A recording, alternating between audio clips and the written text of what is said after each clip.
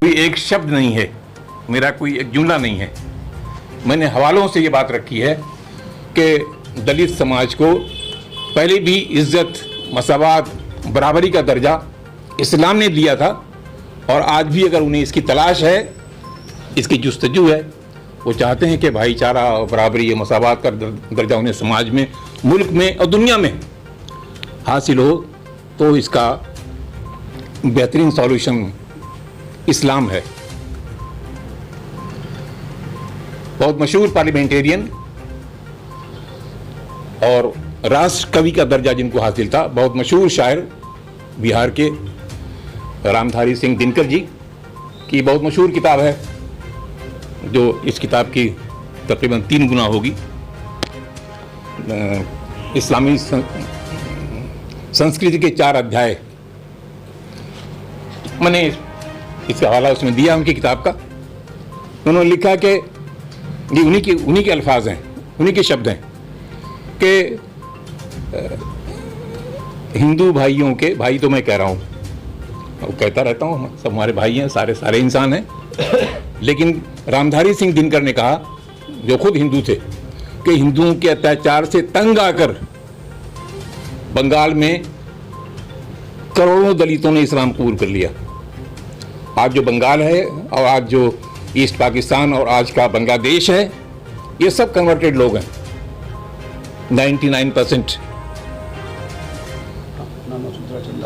और रामधारी सिंह दिनकर ये कहते हैं कि जुल्म और अत्याचार के मुकाबले में जो उन्होंने इस्लाम की बराबरी, भाईचारा, मसावात की तालीम देखी और प्रैक्टिकली जो उन्होंने महसूस किया, उसके बिना पर ये बात उन्होंने कश्मीर के बारे में लिखी है रामधारी सिंह दिनकर ने, कि कश्मीर में भी जुल्म ज़्यादती से तंग आकर कश्मीर की बड़ी आबादी ने इस्लाम कबूल कर लिया।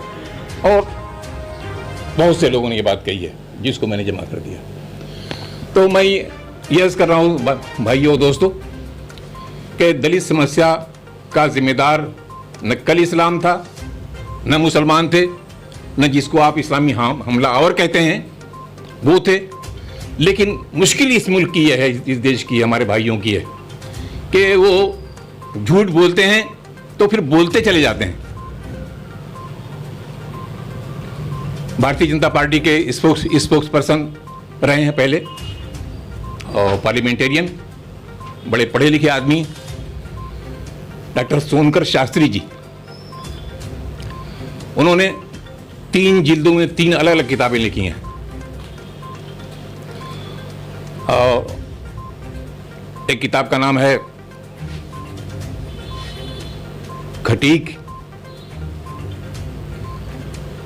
खटीक हिंदू, इस देश की योद्धा, चर्मकार जाति, हमारे चमार भाई, इस देश की योद्धा। और तीसरी किताब उनकी है वाल्मीकि। आपको सुन के बड़ी हैरत होगी कि हमारे देश में लोग किस फनकारी के साथ, किस होशियारी के साथ और किस अय्यारी के साथ झूठ बोलते हैं। उन्होंने झूठ का एक अंबार जमा किया तीनों किताबों में अलग अलग, और वही बात बताई है, साबित करने की कोशिश की है जो अशोक सिंघल साहब ने, कि चमार इस मुल्क के इसलिए चमार बने हैं कि मुगलों ने उनको इस मकाम पर पहुंचाया।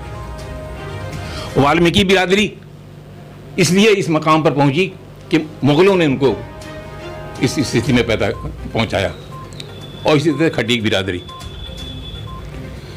अफसोस की बात है कि हकीकत को तलाश करना, उस पर गौर करना, उसके बारे में सोचना, और अगर ज़रूरत पड़े तो कभी पश्चाताप भी करना।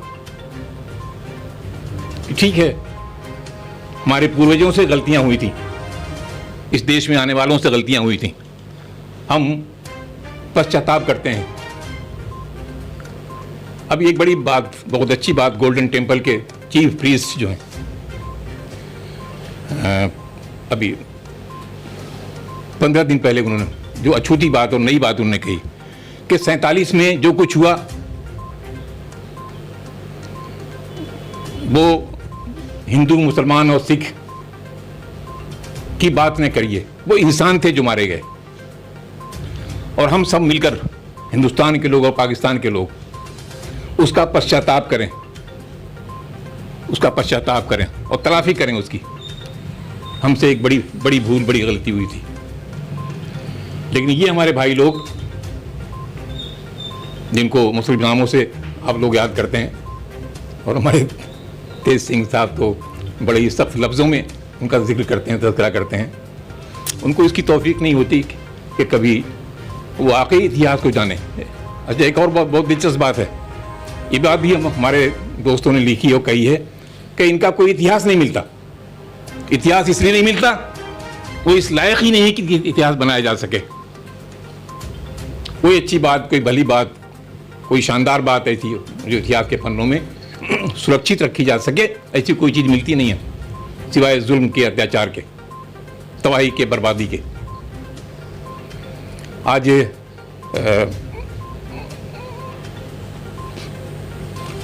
अत्याचार और जुल्म की बहुत बात होती है। मैंने साबित किया है कि जुल्म, अत्याचार तो आपने किया है। लाखों लोगों के कत्ल पर फख्र का इजहार किया है आपके पूर्वजों ने। कैसे लोग हैं आप, और कैसे लोग थे वो?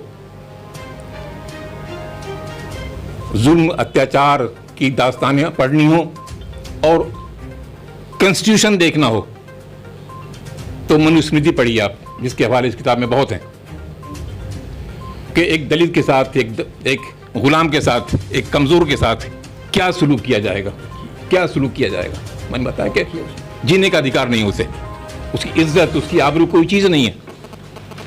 एक ही जुर्म अगर अपर कास्ट का कोई आदमी करता है तो उसे बहुत मामूली सज़ा, चंद रुपए जुर्माना। और वही जुर्म अगर कोई दलित करता है तो उसे मौत तक की सज़ा दी जा सकती है, मौत तक की सज़ा, वगैरह वगैरह भरी पड़ी हैं चीज़ें इस किताब में। दोस्तों, इस पर तो घंटों बोला जा सकता है। मैं आप लोगों का शुक्रगुजार हूँ, अपने साफ़ी दोस्तों का, पत्रकार दोस्तों का, कि आपने मेरी कुछ बातें सुनी जो कोई नई नहीं है। मैंने इसमें कोई नई बात नहीं की है। ये सारी बातें समाज में बिखरी हुई हैं, फैली हुई हैं, तारीख़ में, किताबों में दर्ज हैं। बस बात यह है कि इस हकीकत को सामने लाया जाए और जो इसके मुजरिम हैं, असल मुजरिम जो हैं, जो आज भी अपने जुर्म को छुपाने की कोशिशें करते रहते हैं, उनको बेनकाब किया जाए और उनके दिलों पर दस्तक दी जाए कि भाई, कल भी आपने सितमरानी की थी, जुल्म किया था, अत्याचार किया था, आज तो इंसानों को बख्श दो। आज तो 10 साल के बच्चे को स्कूल में एक घड़े से पानी पीने का हक अख्तियार दे दो। क्यों उसे मार डालते हो? उसने पानी पी लिया। कल भी ये होता था।